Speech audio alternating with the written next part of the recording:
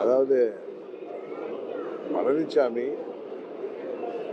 முதலமைச்சராக வருவதற்கு முன்பு யாருக்கும் பழனிசாமியை அவ்வளவாக தமிழ்நாடு முழுவதும் தெரிந்திருக்காது. அவர் அமைச்சரானது 2011 தான். 89 அவர் சட்டமன்ற உறுப்பினராக இருந்தார். ஆனால் செங்கோட்டையன் அவர்கள் 72 கட்சியிலே பொறுப்பிலே இருந்து 77 25, 26 வயதிலே சட்டமன்ற உறுப்பினரானவர். புரட்சித் தலைவர் காலத்திலேயே 3 முறை சட்டமன்ற உறுப்பினராக மாவட்ட செயலாளர்களாக இருந்தவர். அப்பொழுது அண்ணன் முத்துசாமி அவர்கள் அமைச்சராகவும் இவர் மாவட்ட செயலாளர் இருந்தவர். புரட்சித் தலைவர் அவர் மறைவுக்கு பிறகு நான் ஏற்கனவே சொன்னது போல எனக்கு தெரிந்தவரை அண்ணன் செங்கோட்டையன் அவர்களுடன் 7 சட்டமன்ற உறுப்பினர்கள் ஜே அணிக்கு அம்மா தலைமை ஏற்று வந்தார்கள். அண்ணன் முத்துசாமி தலைமையிலே அவரை சேர்த்து 4 பேர் தான் அங்கு ஜானகி அம்மாள் அணிக்கு சென்றார்கள். அந்த அளவுக்கு அங்கு செல்வாக்கானவர். 2091 அமைச்சராக இருந்தவர் என்று அவருடைய வரலாறு என்பது பழனிசாமியை விட எல்லா விதத்திலையுமே அவர் சீனியர் தான். அதனால அவர் சொல்றாரு, இப்போ 2017 நாங்கள் முதலமைச்சராக எல்லோரும் சேர்ந்து ஆக்கிய காரணத்தினால்தான், செங்கோட்டையன் உட்பட எல்லோரும் ஆக்கிய காரணத்தினால்தான் அவர் இன்றைக்கு அந்த பதவி கிடைத்த பிறகு பதவி கொடுத்தவர்கள், பதவியை காப்பாற்றி தந்தவர்கள். ஏனென்றால் அவர் நேற்று கூட சொல்கிறாரு, அண்ணன் செங்கோட்டையன் மக்களை சந்தித்து வாக்கு பெற்ற சட்டமன்ற உறுப்பினர் பதவியை அவர்களிடம் சொல்லிவிட்டு ராஜினாமா செய்தார் என்று. அம்மா அவர்களால் வெற்றி பெற செய்யப்பட்ட 18 சட்டமன்ற உறுப்பினர்கள் பிப்ரவரி மாதம் 2017 நடந்த திமுக கொண்டு வந்த நம்பிக்கையில்லா தீர்மானத்தில் பழனிசாமிக்கு ஆதரவாக வாக்களித்தவர்கள் அந்த 18 சட்டமன்ற உறுப்பினர்கள். அவர்களை நேற்று கூட அண்ணன் கேபி முனுசாமி எனக்கு பை சொல்வதாக நினைத்து ஏதோ தவறாக சொல்கிறார். அண்ணன் முனுசாமிக்கு எல்லாம் உண்மை தெரியும். இருந்தாலும் அவர் சபாநாயகர் தான் தகுதி நீக்கம் செய்தார் என்று சொல்கிறார். சபாநாயகராக கூப்பிட்டு யாருக்கும் தகுதி நீக்கம் செய்ய மாட்டார். ஒரு கட்சியின் சட்டமன்ற உறுப்பினர்கள் மீது நடவடிக்கை ஏதோ எடுக்கிறேன்னா அந்த கட்சியின் சட்டமன்ற குழு தலைவர் கொடுத்தால்தான் அதை அவர் எடுப்பார்.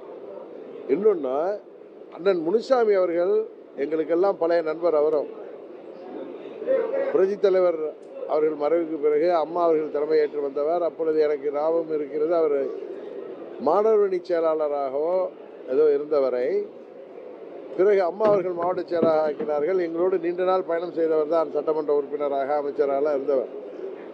ஆனால் அன்றைக்கு சட்டமன்றத்தில் திமுக கொண்டு வந்த நம்பிக்கையில்லா தீர்மானத்தை 11 சட்டமன்ற உறுப்பினர்கள் 136 பேரில் 11 பேர் அண்ணன் பன்னீர்செல்வத்தை சேர்த்து 11 பேர், செம்மலை உட்பட 11 பேர் எதிர்த்து வாக்களித்தார்கள்.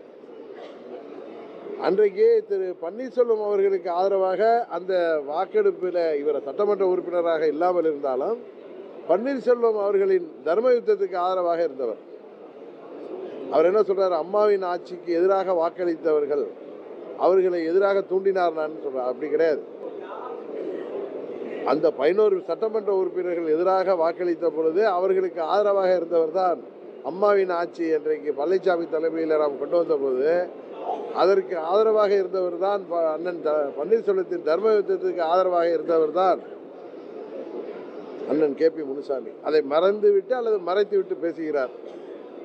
இன்னொன்று சொல்ல போனால் அந்த கட்டத்தில் அதுக்கப்புறம் நான் துணை பொதுச் செயலாளர் இருந்தேன். பிப்ரவரி 17 18 அந்த நம்பிக்கை இல்லா தீர்மானத்துக்கு அப்புறம் நிறைய பேர் என்னிடம் அவர்களை தகுதி நீக்கம் செய்ய வேண்டும், அண்ணன் பன்னீர்செல்வம் உட்பட இல்லை. நான் தான் நமது அணியன் அம்மாவினால் சட்டமன்ற உறுப்பினர்களானவர் அவர்கள் 11 பேரும் அவர்கள் மனம் திருந்தி வருவார்கள், அதனால் அதை செய்ய வேண்டாம் என்று கட்சியின் சார்பாக நான் சொன்னது நான் தான். அது அண்ணன் முனுசாமிக்கு தெரிய வாய்ப்பில்லை. ஏன்னா அவர் அன்றைக்கு பழனிசாமி நாம் முதல்வராக்கியதற்கு எதிராக அவர் அண்ணன் பன்னீர்செல்வம் பின்னாடி இருந்தவர்.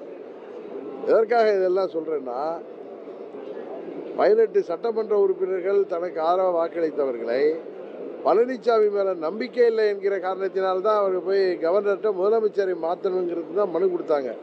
அவங்க யாரும் ஆட்சியை கவிழ்ப்பதற்காக செல்லவில்லை. அந்த மனு எல்லா பொதுவெளியிலே இருக்குது. அதனால எதற்கு சொல்றேன்னா, பழனிசாமி துரோகமும் பொய்யை தவிர வேறு எதுவும் பேச தெரியாதவர். 18 சட்டமன்ற உறுப்பினர்களை அன்று அவர்கள் தொகுதியிலெல்லாம் போய் இவர் அந்த மக்களிடம் சொல்லிவிட்டு தான் அவர்களை பிரதிநிதிகள் செய்தாரா?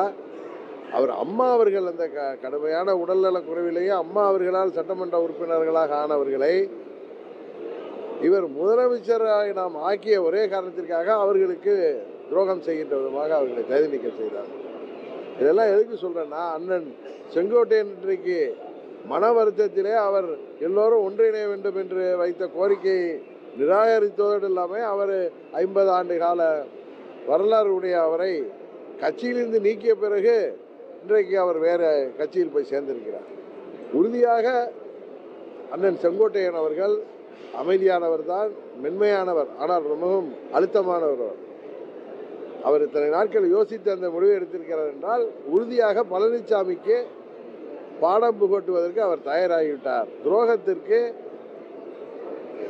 நோபல் பரிசு கொடுப்பதற்கு அவர் தயாராகிவிட்டார் என்பதுதான் அவருடைய நடவடிக்கையிலிருந்து தெரியுது.